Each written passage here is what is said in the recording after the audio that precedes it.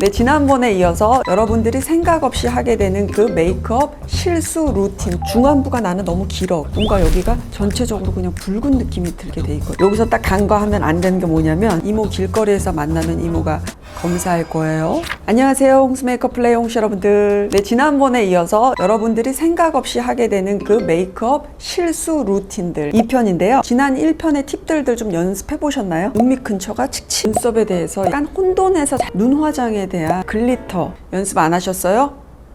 미워! 자, 그럼 나머지 부분들의 실수 그리고 좀 더 나아질 수 있는 방법 한번 바로 시작해 볼게요.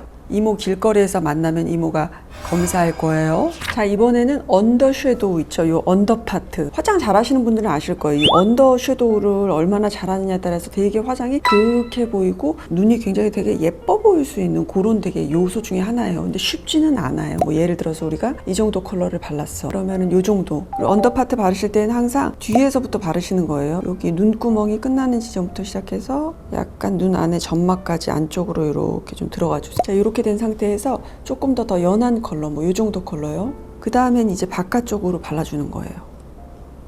발라주시고 여기 꼬리 쪽 있죠? 여기도 이렇게 연결. 자, 그렇게 하고 또 메이크업 하시는 분들도 그래요. 약간 여기 약간 짙은 컬러 있잖아. 이걸로 눈매 조금 또렷해 보여야 되니까 여기를 이렇게 이런 식으로 해서 눈매도 여기도 좀 트여 보이고 또렷해 보일 수 있도록 이렇게 이런 식으로 하시거든요. 나쁘지는 않아요. 다만 너무 짙지 않게 하시는 게 굉장히 중요해요. 그래서 짙은 컬러도 이용하지만 짙은 컬러에다가 약간 이런 연한 색 있죠. 요거를 훨씬 더 많이 섞어서 눈동자의 중앙의 끝부분 있죠. 거기보다 더 안쪽으로 들어가지 않을 정도로 해서 이렇게 마무리를 해주세요. 그래서 이렇게 해서 비교 한번 해보시면은 눈매가 훨씬 더 그윽해 보이죠. 지금 마스카라 전인데도요. 여기서 딱 간과하면 안 되는 게 뭐냐면 면봉으로 여기 눈 끝부분 있죠. 여기를 한 번씩 이렇게 닦아내세요. 아래도 한 번씩 이렇게 닦아내세요. 이 과정을 해주시면은 이게 눈이 깜빡 하면서 여기가 계속해서 그 검은 컬러감들이 밑에까지 이렇게 축축축 나와서 왜 오후 되면은 여기 약간 팬더데이 있잖아요. 그러니까 그거를 좀 줄일 수가 있거든요. 그래서 그거 다 하신 다음에는 이렇게 면봉을 쓰신다는 거 그거 한번 써보세요. 꿀팁으로. 자, 이번에는요 애교살에 대해서 여러분들이 살짝쿵 간과하는 그런 애교살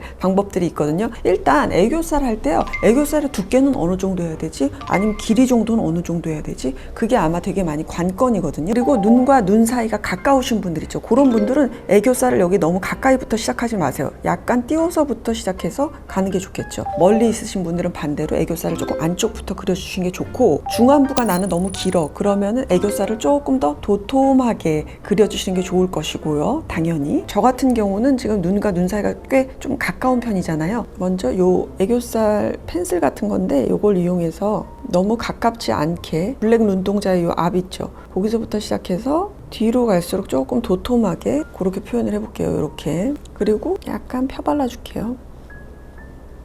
요런 느낌. 그리고 요쪽은 조금 더 도톰하게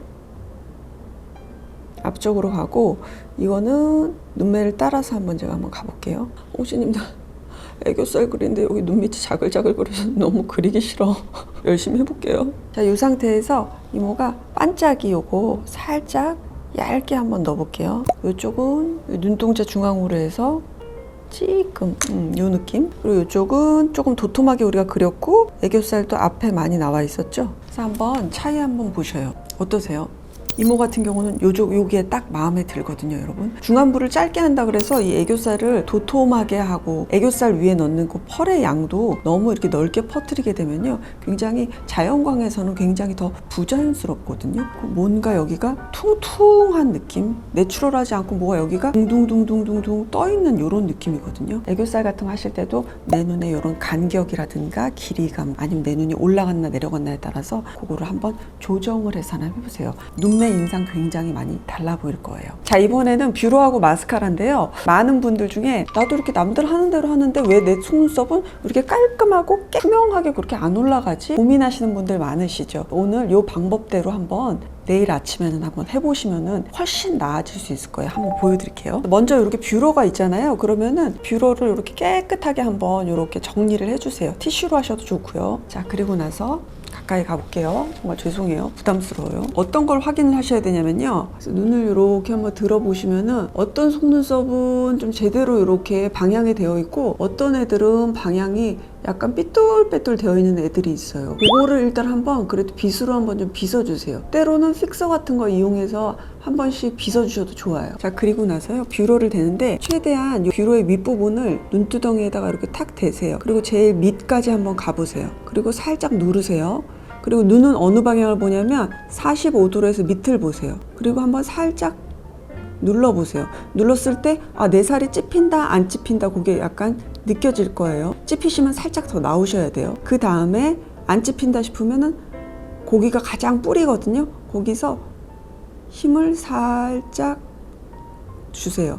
근데 사실은 요 스텝에서 가장 꾹꾹 많이 눌러주셔야 돼요. 여기는 뿌리기 때문에 처지지 않기 위해서 힘을 제일 많이 주시는 부분이에요. 자, 그리고 나서 살짝 띄워서 한 번 더, 살짝 띄워서 한 번 더. 눈은 계속 45도 방향으로 내리시는 거예요. 자, 그리고 나서 속눈썹을 살짝 당기듯이, 밑은 계속 보세요. 당기듯이 약간 이렇게 지금 내려지는 거 보이시죠? 이렇게 조금 더 내려와서 이런 식으로. 그러면은 이렇게 많이 올라가 있죠. 이 상태에서 살짝 한 번만 빗어줄게요. 그래서 요거를 할 때에도 잘근 올라갈 때에도 그 잘근의 단계를 많이 거칠수록 당연히 눈썹이 꺾이지 않고 부드럽게 올라가겠죠. 그래서 몇 번 연습을 해보시면은 또 나만의 방법이 생겨요. 그래서 자꾸 연습해 보시는 게 되게 중요하고, 이렇게 된 상태에서 이제 마스카라를 발라줄 건데, 속눈썹을 좀 깔끔하게 표현하고자 하시는 분들은 당연하게 마스카라 솔이 좀 얇은 게 좀 편해요. 그리고 조금 묽은 스타일, 그런 스타일 쓰시는 게 좋고, 저는 오늘 메이블린 거를 써볼게요. 그래서 양 조절을 좀 살짝 이렇게 좀 하시고, 자, 요거를 바르실 때 맨 밑부분 있죠? 걔는 한 번씩만 이렇게 건드세요. 이렇게 점을 찍듯이 하시고, 그리고 나서 위에는 한 번 갔어요. 그럼 요 정도로 표현돼요. 다시 한 번, 나 한 번 더 할래. 한 번, 두 번.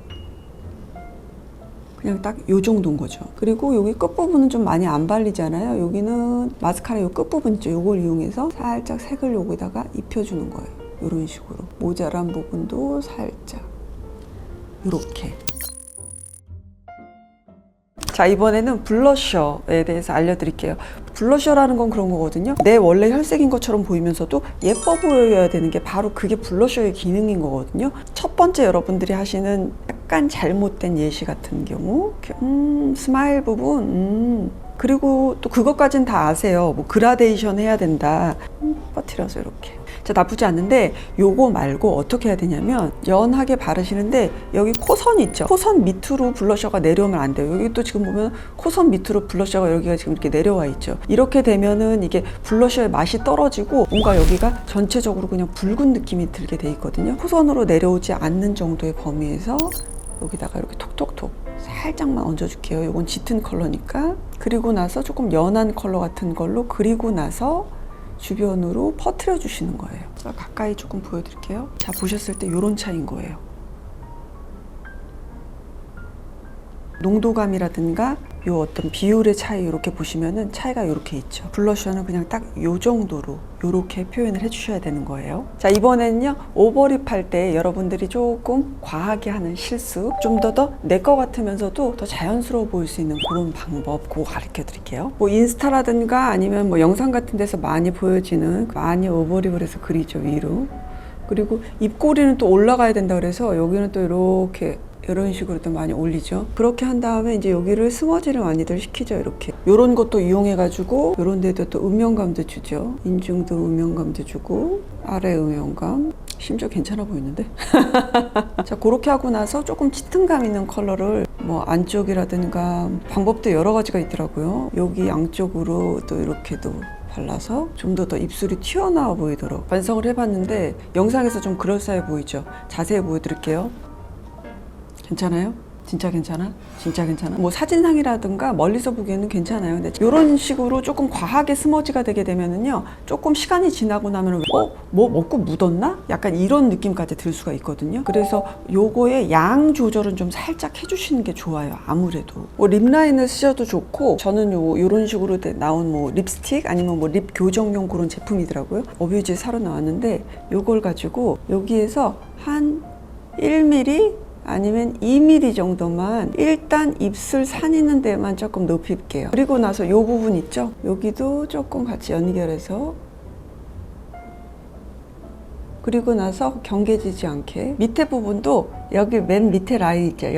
여기를 이렇게 해서 가장 도톰해 보일 수 있는 파트 정도까지, 근데 자연스러운 정도로 해서 해주고, 그리고 나서 입술의 끝라인하고 연결을 해주세요. 그리고 딱 경계지지 않게. 자, 이렇게 한 상태에서 다시 면봉으로 살짝 퍼뜨려 줄게요. 그리고 나서 한번 약간의 윤기 있는 제품 있죠? 이 뒷부분에 아주 조금만 묻혀서 입술 여기 원래 내 입술 산 부분 있죠? 거기를 한 번만 싹 지나갈게요. 그래서 딱 이 정도로 이렇게 한번 마무리 봤거든요. 자세히 보시면 자연광에서 대면에서 봤을 때도 충분히 내 입술이 도톰해 보이면서도 부담스럽지 않을 정도로 이렇게 오버립 표현해주면 좋겠죠? 내용신님들 1편, 2편에 걸쳐서 요 시리즈 한번 만들어 봤는데 재밌게 보셨나요? 어떠셨는지 댓글에도 좀 남겨주시고요. 그리고 좋아요와 구독하기도 좀 눌러주시고요. 다음 시간에 또 만날게요. 여러분 안녕.